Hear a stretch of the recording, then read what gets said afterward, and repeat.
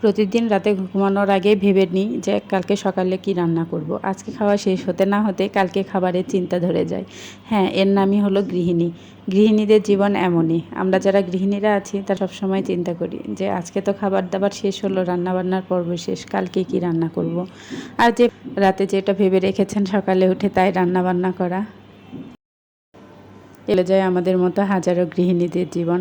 Hello everyone, আসসালামু আলাইকুম। কী অবস্থা সবার, কেমন আছেন আপনারা সবাই? আলহামদুলিল্লাহ, আপনাদের দোয়া এবং ভালোবাসায় আমি অনেক বেশি ভালো আছি।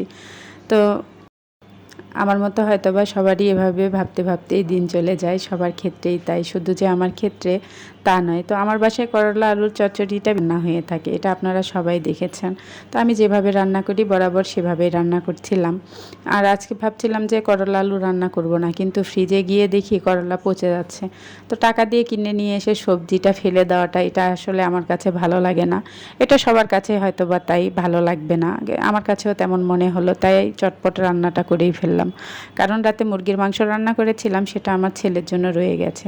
তাই ভাবলাম যে আজকে শর্টকাট রান্নাটাই সেরে ফেলি। আর গত ভিডিওতেও বলেছি, সবসময় আমি বলে থাকি রান্নাঘরে প্রচুর পরিমাণ রোদ আসে আর আমার একটু মাইগ্রেনের সমস্যা, এ কারণে আমি রান্নাবান্না তেমন একটা করতে পারছি না বেশ কিছু দিন ধরে।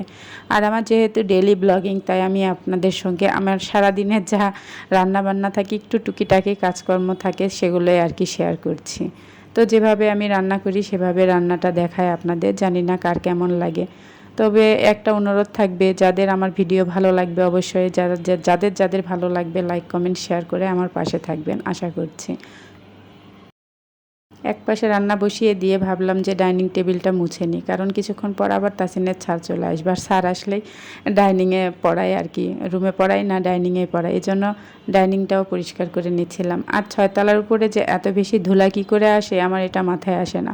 প্রতিদিনই টুকিটাকি করে সব ফার্নিচার মোছা হয়, তারপরও অনেক বেশি ধুলা পড়ে যায়, এত বেশি বুঝতে পারি না। সবারই বাসায় কি তাই কি না কমেন্ট করে জানাবেন। এত বেশি ধুলা পড়ে বাসায় যে খুবই বিরক্তি লাগে। আর এই যে রান্না করতে করতে তার ফাঁকে আমি চুলাটাও পরিষ্কার করে নিচ্ছিলাম, কারণ কাজ জমিয়ে রাখলে পরবর্তীতে করতে দেখবেন সবারই অনেক বিরক্ত লাগে। আমি এক পাশে রান্না বসিয়ে দিয়ে আর এক পাশে রান্নাঘরটা ক্লিন করে নিই, এরকমভাবে আমার রান্নাবান্নাটা কমপ্লিট হয়ে যায়। রান্নাটাও বারবার দেখছিলাম আর টুকিটাকি যা কাজ ছিল হাতের কাজ সেগুলো করে নেওয়ার চেষ্টা করছিলাম। এর পাশে র্যাকটাও গুছিয়ে নিচ্ছিলাম। গৃহিণী বলতেই তাই, মেয়েদের জীবনটা একটু আলাদাই। ওয়ার্কিং মাদার যারা আছেন তাদের ক্ষেত্রে হয়তো বা একটু আলাদা, কিন্তু আমাদের জীবনটা আমাদের এভাবেই কেটে যায়। সংসারের টুকিটাকি কাজ করার মধ্যে যে কি একটা শান্তি লুকিয়ে থাকে, হাজার কেউ করে দিক, যতক্ষণ না সেই কাজ নিজের মতো করে করবেন ততক্ষণ পর্যন্ত মনে হয় না যে শান্তি লাগবে। তো আমার রান্নাটা দেখতে দেখতে প্রায় হয়ে এসেছে। আমি এই রান্নাতে তেমন কিছু ব্যবহার করি না, হলুদ মরিচ লবণ আর একটু জিরা বাটা, এই দিয়েই আমার কলা চচ্চড়িটা রান্না করি। আমার কাছে তো স্পেশালে অনেক বেশি মজা লাগে, তাহলে তার কথাই নেই। কিন্তু আজকে পাঙ্গাস মাছ ছিল না, যেহেতু শীত পড়ে যাবে কিছুদিন পর, তাই আর আমি পাঙ্গাস মাছটা আর বাসায় খাই না বললেই চলে, কারণ শীতের সময় পাঙ্গাসটা খাওয়া হয় না। আর এই যে যেগুলো বাসন নোংরা হয়েছে রান্না করতে করতে, সেগুলো সব পরিষ্কার করে নিচ্ছি। তো আজকের ভিডিও এ পর্যন্তই। সবাই ভালো থাকবেন, আমার জন্য সবাই দোয়া করবেন। আসসালামু আলাইকুম সবাইকে।